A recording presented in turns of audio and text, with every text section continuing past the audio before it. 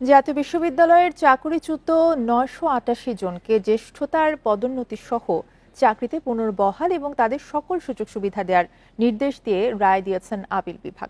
মঙ্গলবার প্রধান বিচারপতি ডক্টর সৈয়দ রেফাত আহমেদের নেতৃত্বাধীন আপিল বিভাগের পূর্ণাঙ্গ বেঞ্চ এই রায় দেন। এই ঈদে জামা জুতো অ্যাক্সেসরিজের ডিসকাউন্ট। ২০১১ সালে জাতীয় বিশ্ববিদ্যালয়ের ৯৮৮ কর্মকর্তা কর্মচারীকে উচ্চ আদালতের নির্দেশে চাকরিচ্যুত করা হয়।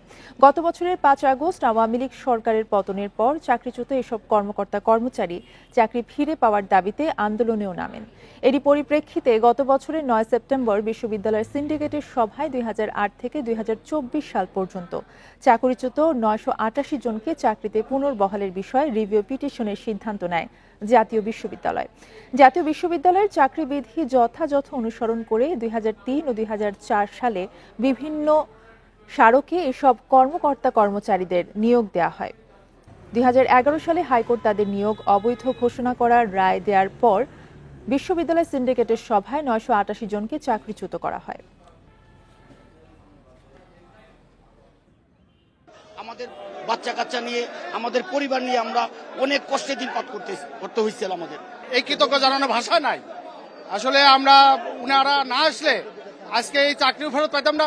বিশ্ববিদ্যালয় কর্তৃপক্ষ দেশের সর্বোচ্চ আদালতের রায়টি তারা বাস্তবায়ন করবেন।